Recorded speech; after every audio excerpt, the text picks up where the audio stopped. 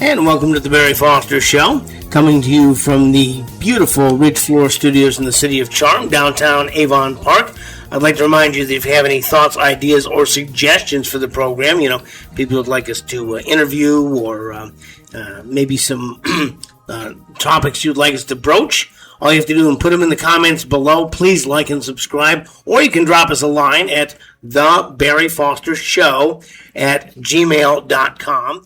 And remember, we'll try to put up a new program each and every weekday morning here on our YouTube channel. Like and subscribe. That would help very, very much if you would do that on the Instagram channel.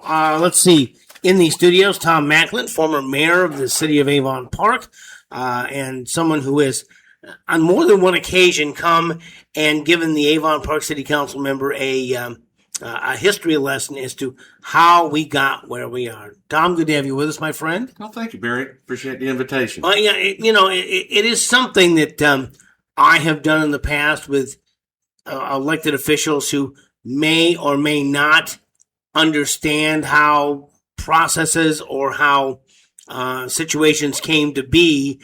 And you've lived in Avon Park since your 7th grade? Is that right? Ninth grade. Since ninth grade. 1974. And you grew up here. Now, when you first got involved in politics, were you not a member of the Code Enforcement Board? How did that start exactly? Well, I had been on the Code Enforcement Board for a period of time.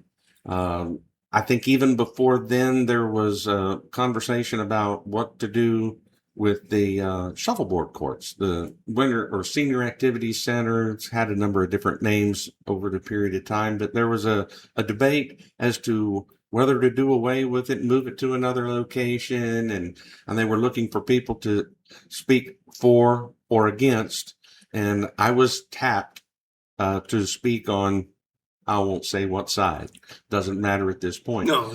But that was the first opportunity to actually get up and speak publicly on an issue. And after having done that and being urged by a number of people to, hey, maybe you want to think about doing this more regularly, I started attending the city council meetings regularly for about 2 years before I decided to run for city council. Did you see needs that needed to be met, or what persuaded you to finally decide to run for office? Well, there were some people that were making decisions that I thought were probably not thought out well. Mm-hmm. Not that I didn't necessarily decide on all of the decisions, because you never will, but the rationale behind them, and I thought some of them were very short-sighted and didn't look down the road far enough. There's always unintended consequences, and not looking for those in advance of a decision does a disservice.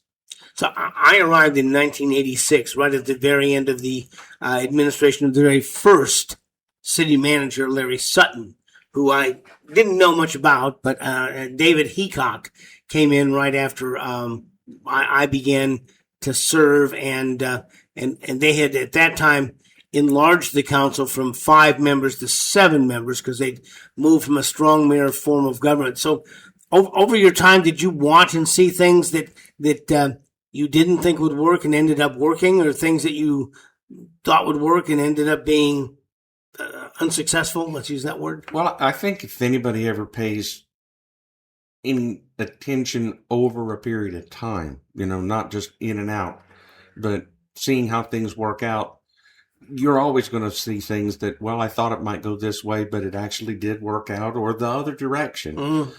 And sometimes it's not either the pro or con, but a compromise in it, or just taking something and moving it 1 or 2, 3 degrees in either direction that tweaks it and said, well, this is the best scenario. So yeah, there's been those types of things throughout the years that I've, watched it from afar and sat up there myself, for, golly, what was it? 9.5 years, in a couple different capacities.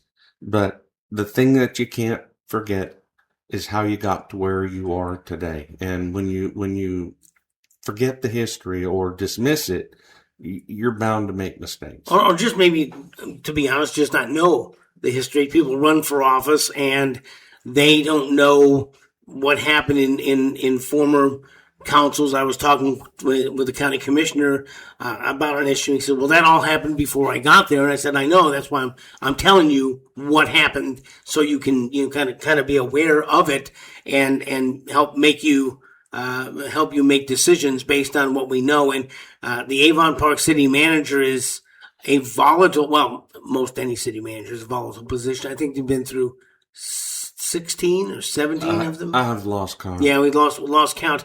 And one thing that has always been a problem is, what do you do in the interim? What do you do when a city manager gets fired or walks away or whatever?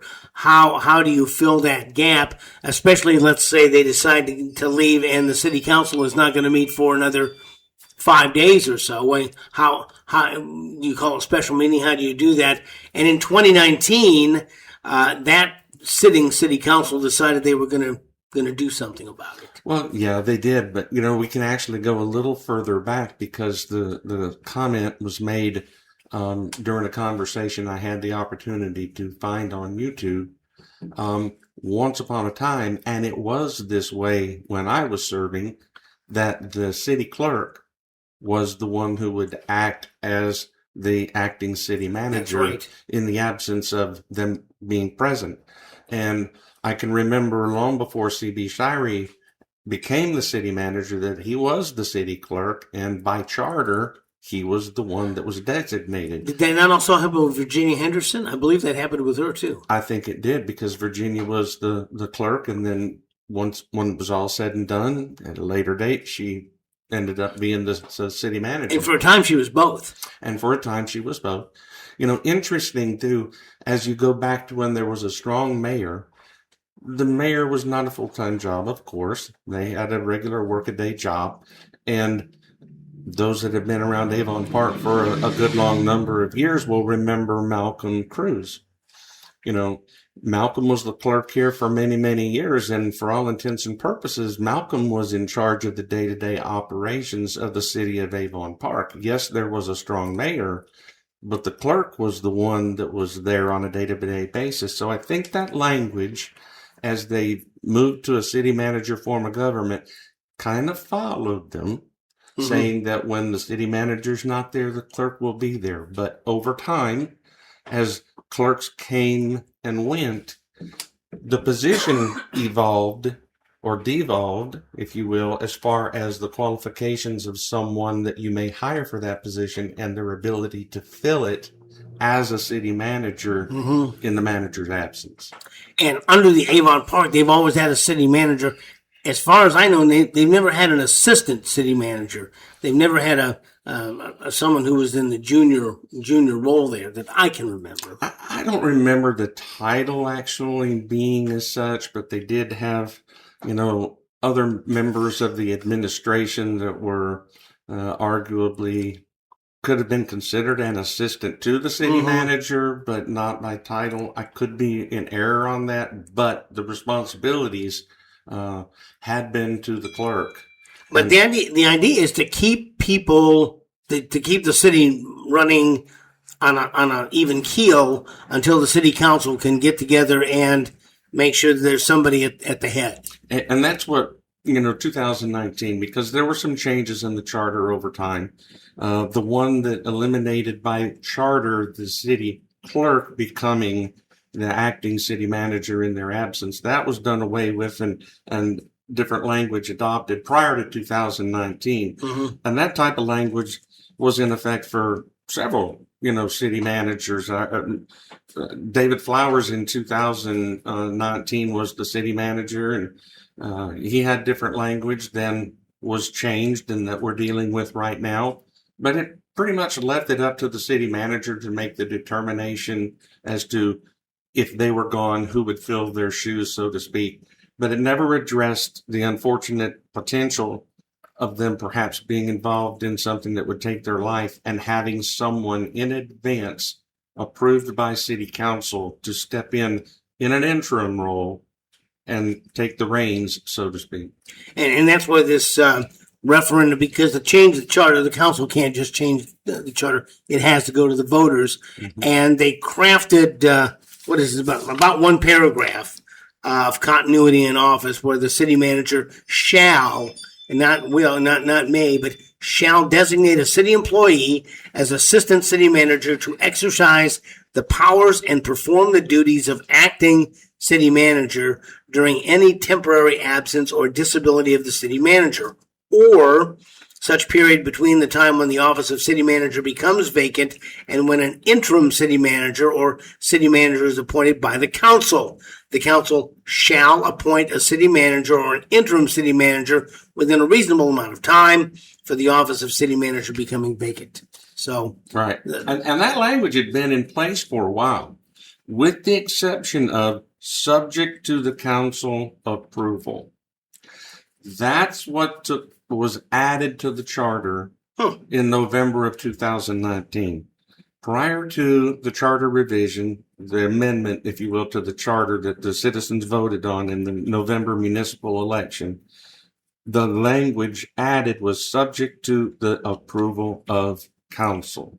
So up to that point, it was up to the discretion of the city manager. After that particular revision of the charter, it required the city manager to advise or give advice to the council. I think this person would do a good job. What do you think? And then subject to council approval, the council will say either yay or nay. Mm-hmm. And that will be the person previously designated to fill your role in the event that you're out of the office for a conference, whatever happens up to and including your dying. Yeah, I always thought that this whole thing was for what you would consider very short term, a very short term of office. I mean, we had when I worked up in Cleveland, I worked at a record store, and there was the manager, there was the assistant manager, and there was this guy they called the third key, and he had a key to the store.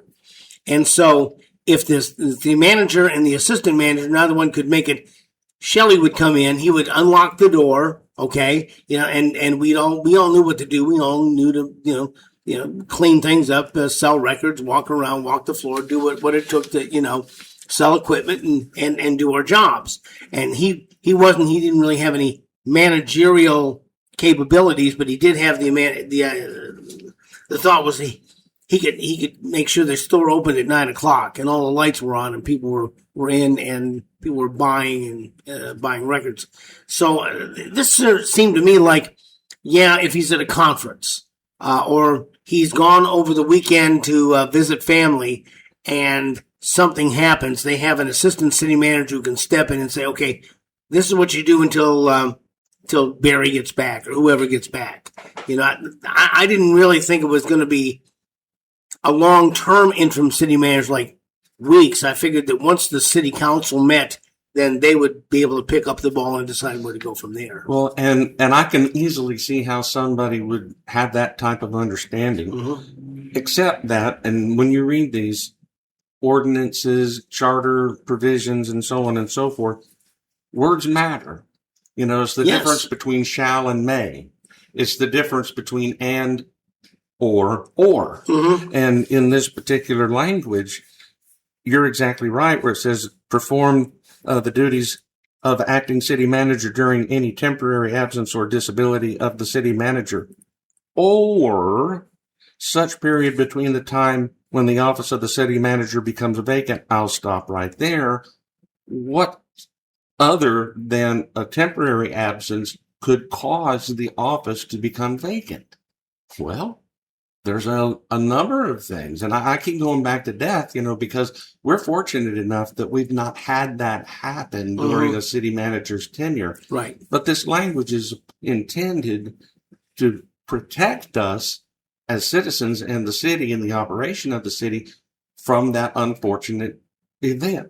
And so when you say, or such period between the time of the city manager becoming vacant and when an interim manager or city manager is appointed by council. So you could have, for the sake of conversation, Bob, who's the city manager that unfortunately passes away on September 15th. You have someone now with the revision passed in November of 19 someone already designated or recommended by the city manager, Bob, before his death. He suggests this person in the city that's already an employee to the council. They say yes. That's the subject of council approval. Bob passes away, and all of a sudden, the person you've designated and has been approved or advised in consent, as the city attorney references it, we got somebody in there in a place-holding position that can keep the operation running until such time then that the city council can get together and say, all right, now we need to sit somebody either as an interim or a full-time city manager. And see, the language here, I didn't find, a lot of times when you look at language, they will define what certain words actually mean. Mm-hmm. At the pay window, there's a big difference between a manager, a supervisor, and a department head.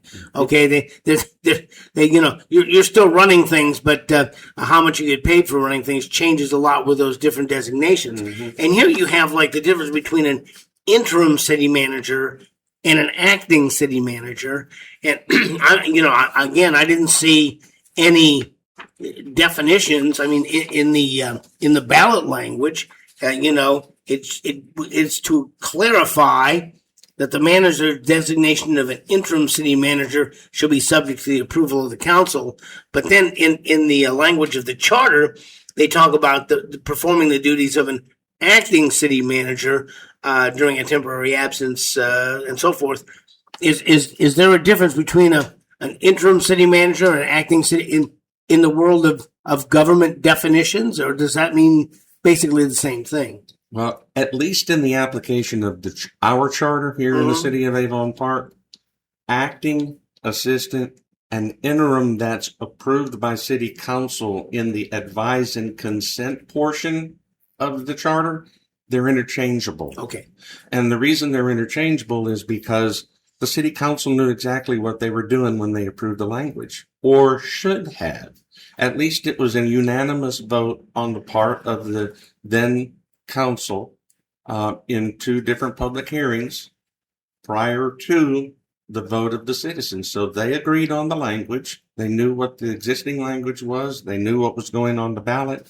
That's what the citizenry voted for. Over 68% of those that participated in that municipal election approved this revision. Unfortunately, even though it had been passed, it had never been adhered to. Mm-hmm. So we had two city managers that neither advised nor did they receive any consent since 2020 when Mark Schrader was hired to be the Avon Park city manager. And so in the situation where we are now, former city manager Danielle Kelly has left. Okay, she left, and they have hired Jason Atkinson as the interim city manager. At some point when the council gets together, let's say tonight when they get together for their last meeting of the new year, are they going to come and say, Jason, according to the charter, you need to appoint an assistant city manager in case you're walking across the street here and get hit by a bread truck? We need continuity of office. So this is going to fall to you to do this. Do we need an acting city manager for the acting city manager? Is that the way this is going to kind of play out? I guess your question is, do we need an assistant city manager for the interim city manager until such time we hire a city manager? I mean, that's the chaos, though, Barry. You put it perfectly. That's the chaos that resulted in not having adhered to this provision of the charter in the first place. My personal opinion will likely differ from some of the members of the city council and possibly even the attorney. I don't think that having an interim city manager at this point that's been hired by the council to act as interim relieves us from the need to have somebody in that position that's been approved to act should something happen to Mr. Atkinson. So yes. I think that person still needs to be identified and approved in some form or fashion by the council. I could see it being done tonight. Well, I mean, is this not a chain of command issue?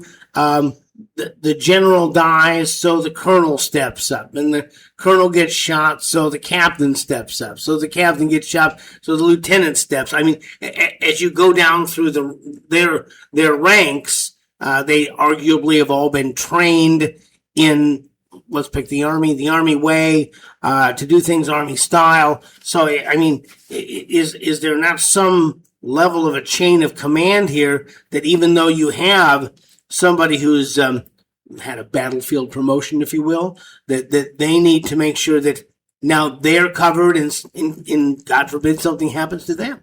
Well, yes, and of course it's a need. It's an obvious need, and it just is almost beyond my ability to comprehend why this is difficult to understand on the part of some. Maybe they were in a position, at least emotionally, of feeling that they needed to defend someone that was in a position of being able to make a decision above them, or maybe their employee. But you need to look no further than the Avon Park Fire Department. We have a chief. We have shifts. Mm-hmm. We have captains. We have lieutenants. There's an obvious chain of command that's instituted and understood by those working within it, that in the event of this, then that. It's not hard to understand, and I don't understand why the difficulty. And I don't want to put the responsibility solely on the shoulders of former city managers for not having done what it said was under their authority or they were required to do, because frankly, they work for the city council. The city council should have required them to do that as well. And the attorney, being the one who forwarded this subject to council approval as a referendum issue, quite frankly, he should have understood it as well and said, hey, in order to be in compliance and adhere with this provision of the charter, this needs to happen. You know, with all due respect, the council is a part-time job. Okay, most of the council, I don't think all of them, but most of the council has a day job, and they may or may not have read the charter, and they may or may not have internalized the charter. And we are creatures of habit. We are creatures of, this is the way we've always done things, and sometimes it takes it takes a situation to make sure that this always gets done. And when a new let's say Dr. Kelly came into office. She didn't grow up in Avon Park. She doesn't know the issue. She doesn't know the staff members. She's in the process of learning a whole new business, and I can see how this might escape her. But at some point, someone further down the line, the city clerk or the attorney perhaps, or somebody else, and maybe do you think that this needs to be something that's in the policy book that says when you come in as new city managers, you have to do a number of things, including changing the color of the drapes, is to make sure you appoint someone who at some level you feel can do the job if something should happen to me for whatever reason. Well, the short answer obviously would be absolutely. Mm-hmm. That being the case, but if I were going to be in a position that's identified in the charter as these are my roles and responsibilities, whether I knew the rest of it by heart, that which applied to me and what my deliverables are supposed to look like, I would know those. But again, you mentioned the charter. The charter I've always looked at as the City of Avon Park's Constitution. Yes. These are absolutes. Yes. This is what's supposed to happen. We don't have to look very far. It's farther than I want to walk in a day, but to Washington, D.C., and wonder, have these people ever read the United States Constitution? So. And I wonder sometimes if city employees and even some elected officials have actually read and understood the charter. And there was no small discussion when this was put up back here in 2019 about there was a city council member who was very adamant. They didn't want to be told who was going to be the acting city manager.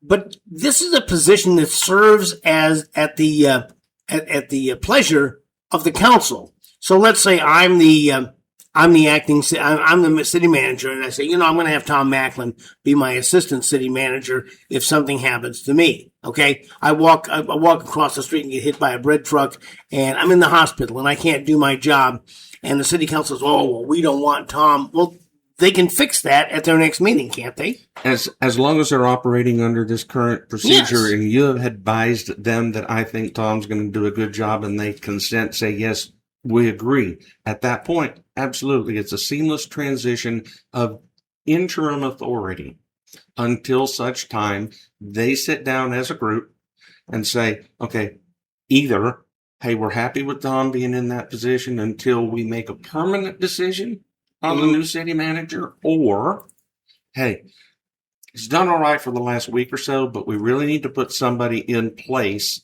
that will maybe be there for 4, 5, 6 months until we can go through the advertising, interview, and hiring process. And then they have the ability in this provision to remove that previously designated interim acting assistant and fill it with an interim person that they've decided to hire and bring on in that capacity. It could be 6 days, it could be 6 weeks, it could be 6 months. Just and to see how things. There may be some people say, "Look, I can make sure that the trains run on time. I can make sure that City Hall gets open, that they're collecting water bills. I can make sure that that's going for a very short period of time. I'm not a manager. I know these people. Everybody kind of knows their job. And I have been in situations where there has been a very weak management team, but the worker bees all knew what to do. And so the company just kind of motored right along because everybody knew their job. They came in, they did their job.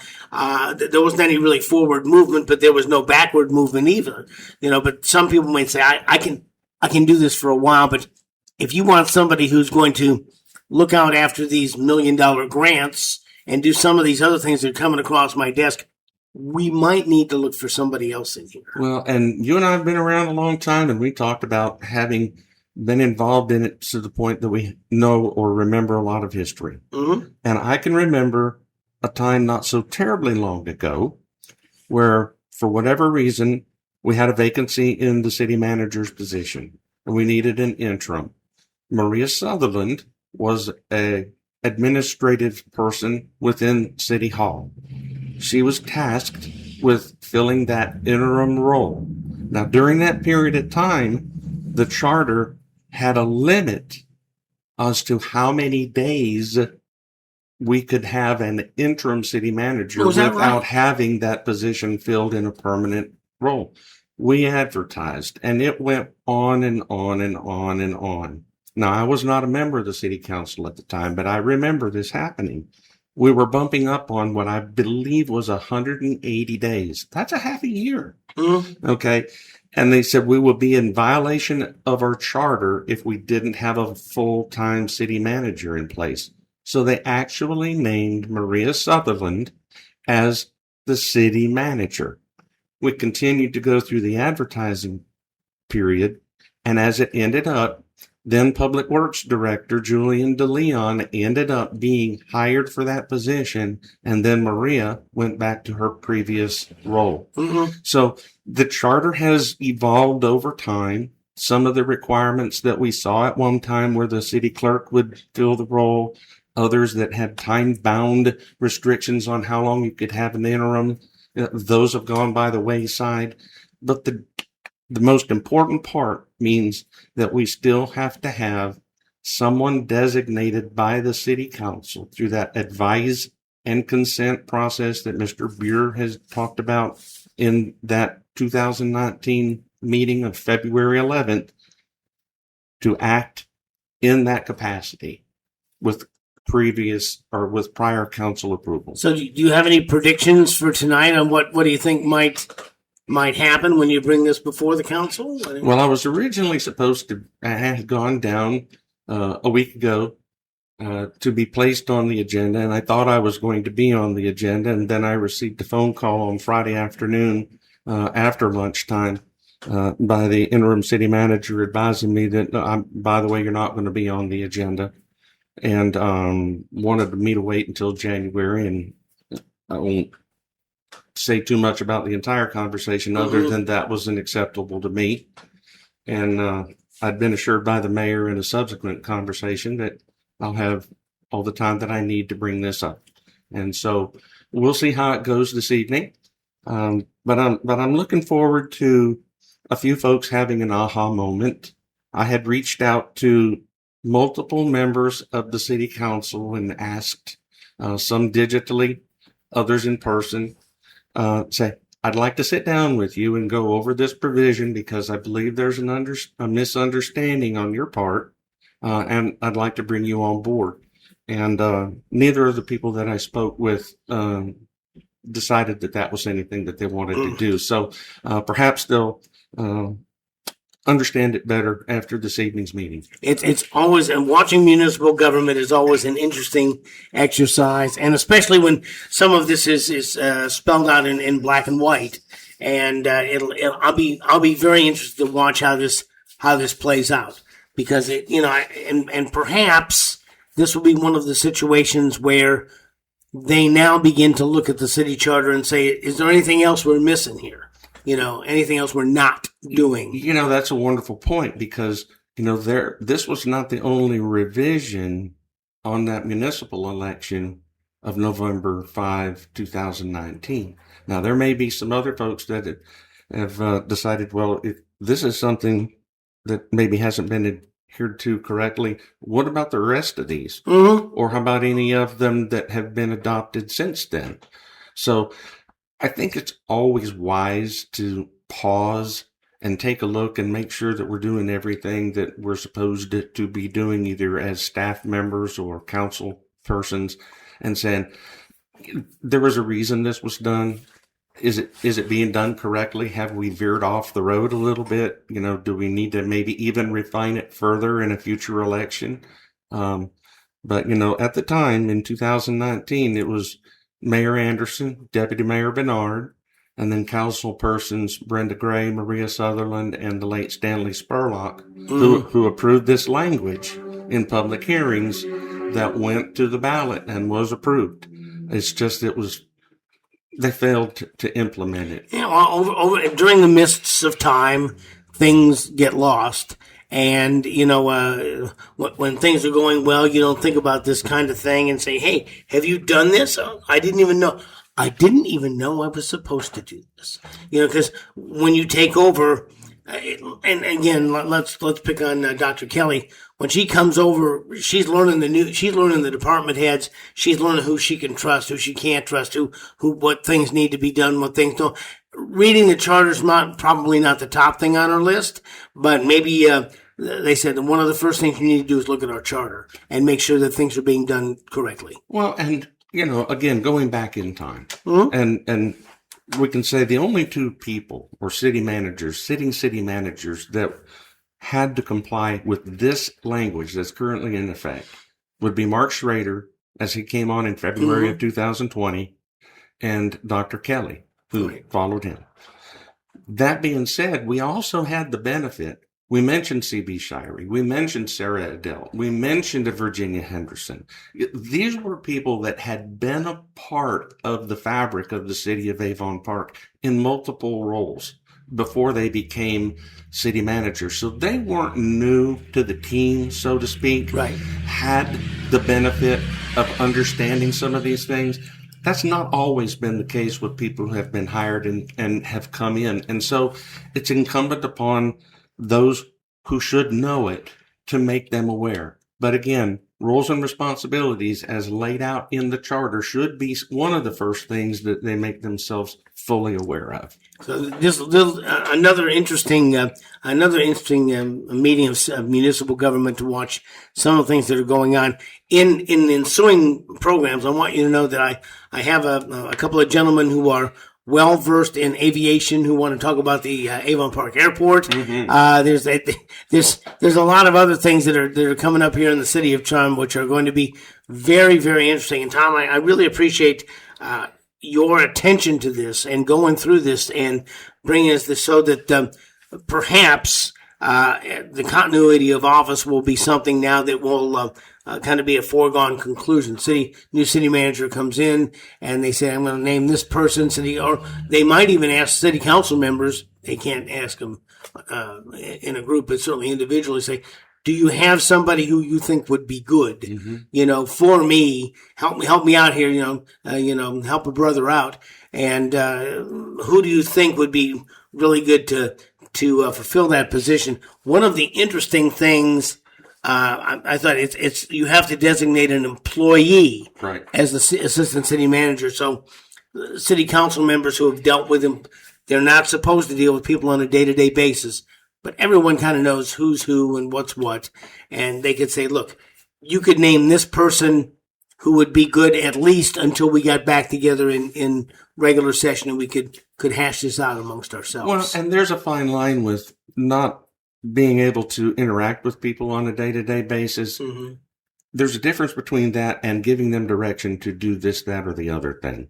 It would be a reasonable expectation on the part of Shelley McCure, for instance, to interact with Melissa Cannon, the city clerk, and say, hi, I'd like to get some public records and so on and so forth. I mean, that's simple. They talk to those people all the time. Right. Or go to the finance director and say, hey, Melody, I've got some information I'm kind of looking for. What are your opinions on this? You're not telling them to do anything because that's a violation of the charter. You can't interfere with the day-to-day operation. No, but you can ask them for records. Absolutely. And you can ask them kind of what's going on. Yep. I kind of like know what's kind of happening here because you're down in the trenches and I'm doing my day job. Yep. So, so they would kind of know. But it's going to be a very interesting thing to watch. And, Tom, I appreciate it. I appreciate you so much. Well, thanks for asking me in. I appreciate it very much. We're going to have to do this more often. I do want to take a moment, though, to tell you that this is the Christmas season, and what you really want to do is you want to go down and see our friends Steve and Jerry Slaybaugh over at Strangely Warmed Coffee Roastery and get yourself some of the Peruvian blend. I like the light blend because there's more caffeine. The dark blend tastes good too, but we like the Peruvian, but they have Nicaraguan and they have Colombian and they do not have Venezuelan, I might add. But if you want to go down there, they're 220 steps off the Circle.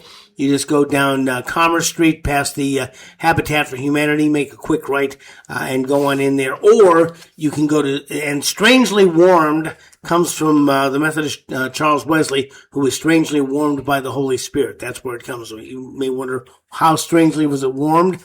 Well, that's a nod to Charles Wesley and the Methodism. So, but I would recommend it. And when you buy coffee, especially if you buy it for Christmas, make sure you tell them that Barry sent you to buy it. And I would only add one more thing. Yes. You have asked those who are listening to this show to like and subscribe, and yes. I would add share. Oh, yes. Like, subscribe, and share, because we want as many people as possible to find out that this medium is here and that you're still up on the air. And, if you like it and subscribe it, you're doing that for yourself. If you're sharing it, it's a gift to other folks. And especially if you have friends from the great industrialized north who are just back wondering where we went. So, all right, listen, you've been listening to the latest edition of the Barry Foster Show, recorded at the Ridge Floor Studios in the City of Charm, beautiful downtown Avon Park. Thoughts, ideas, or suggestions for the program, you can just put them in the comments below or drop us a line at thebarryfostershow@gmail.com. Check out our YouTube page of The Barry Foster Show daily as we're putting up new programming on a regular basis. And yes, subscribe to our YouTube page and join our pages at The Barry Foster Show on Facebook and Instagram. As we continue to look for truth, justice, and the American way, Barry Foster and Tom Macklin, and we'll see you next time